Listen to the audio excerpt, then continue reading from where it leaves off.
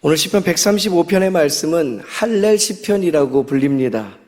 하나님을 찬양하라 라는 이 할렐루야가 처음 그리고 마지막에 등장하면서 하나님을 찬양하는 이유에 대해서 우리에게 노래하며 알려주는 교훈의 시입니다.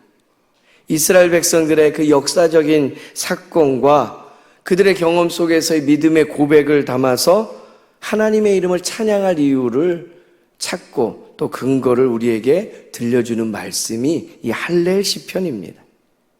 특별히 이스라엘 백성을 선택하시고 애굽에서 인도하신 하나님, 그 하나님의 크신 주권과 권능을 강조하는 내용이 담겨져 있습니다.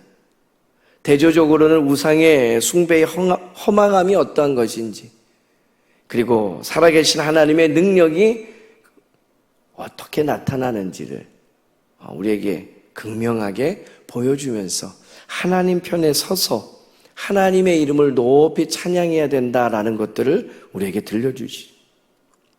오늘 본문의 말씀은요, 출애굽 사건과 가나안 정복이라는 이스라엘의 역사를 구체적으로 언급하면서 하나님을 찬양하고 경배할 이유를 우리에게 들려줍니다. 그 첫 번째 이유를 오늘 말씀은 오직 하나님만이 참된 주권자 되십니다 라고 우리에게 들려주며 노래할 근거를 댑니다. 6절 말씀입니다. 한 목소리로 같이 읽어보겠습니다. 여호와께서 그가 기뻐하시는 모든 일을 천지와 바다와 모든 깊은 데서 다 행하셨도다. 아멘. 하나님께서는 하나님의 기뻐하시는 일들을 이 땅에 이루시는 줄로 믿습니다. 그 선택한 백성들을 하나님의 기뻐하시는 대로 인도하시기 위해서 출애굽이라는 놀라운 일들을 감당케 하십니다. 그 안에는 하나님의 절대적인 주권이 분명하게 드러납니다. 하나님의 주권이 무엇입니까? 하나님의 뜻대로, 하나님의 계획대로, 하나님이 기뻐하시는 일들을 전적으로 이끌어갈 능력이 있고 그 권위가 있다는 것이죠. 출애굽기 말씀을 보면 하나님의 주권은 이스라엘 백성을 애굽에서 이끌어내고요, 그리고 약속의 땅으로 인도하여 냄을 통해서 하나님의 능력이 어떠한지, 하나님의 위대하심이 어떠한지를 그 백성들이 경험하고 후대 우리까지도 이 일을 알게 하십니다.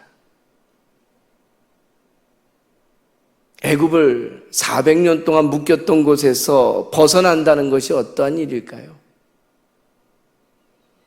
특별히 마주한 그 어려운 여러 형편들을 하나님께서 능히 뚫고 나가게 하신 경험들을 한 그 백성들의 찬양은 어떤 것일까요?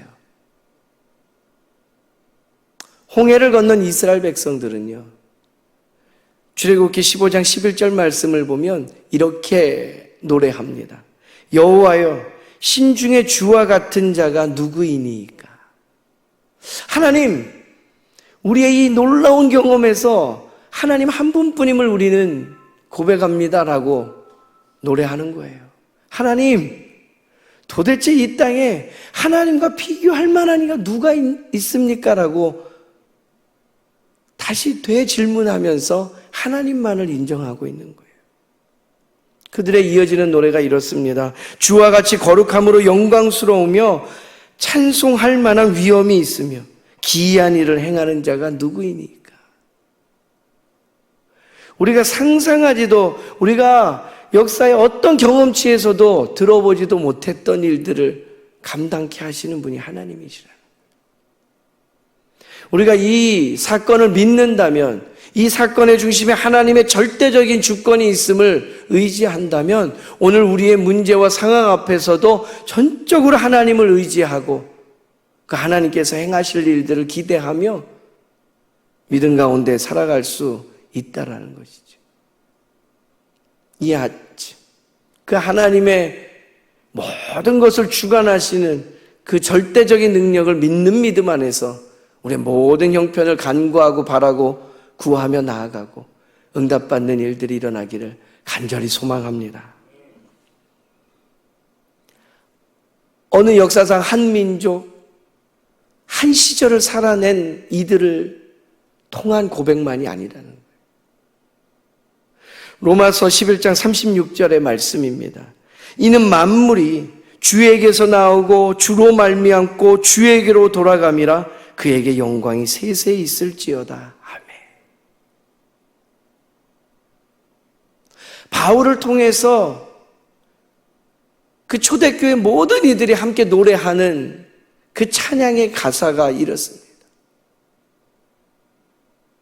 우리 하나님으로부터 시작했어. 하나님으로 말미암아서 하나님께로 돌아갑니다. 그 시작에 예수 그리스도께서 함께 하셨고 예수 그리스도로 말미암아 예수 그리스도께로 보좌에 앉으신 에게로 돌아갑니다. 모든 것을 시작하시고 주관하시고 역사하시는 이가 우리 주님이십니다. 주님 우리의 모든 형편을 아시지요. 이 국지적인 사건 앞에서도 하나님이 모든 것을 다스리시죠.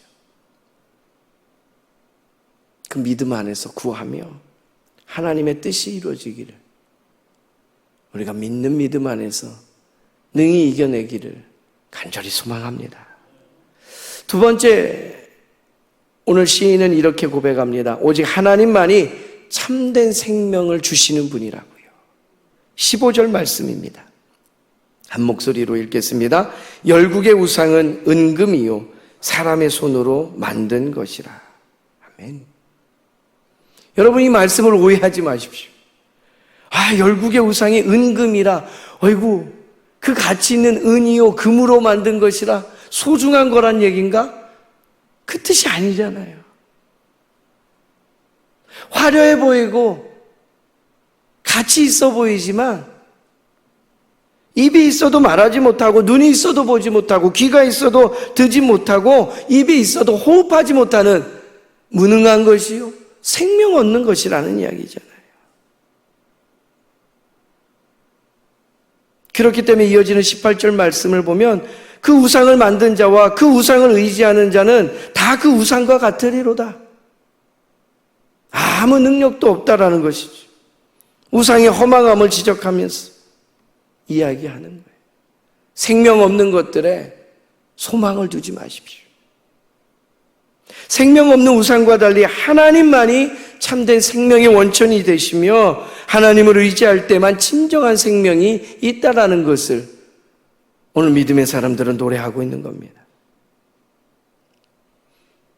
예레미야서 2장 13절 말씀에 백성이 두 가지 악을 행하였다라고 하나님께서 지적하십니다. 생수의 근원되는 하나님을 버린 것과 스스로 할 수 있을 것처럼 웅덩이를 판 것인데 그 웅덩이는 어떻다고요? 물을 가두지 못할 터진 웅덩이라.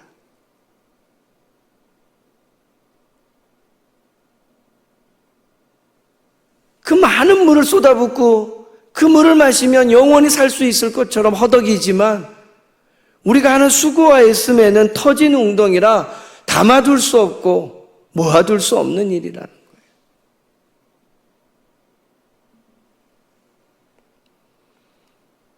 예수님께서 이 땅에 오셔서 우리에게 요한복음 14장 6절에 그 비법을 허락하여 주셨잖아요.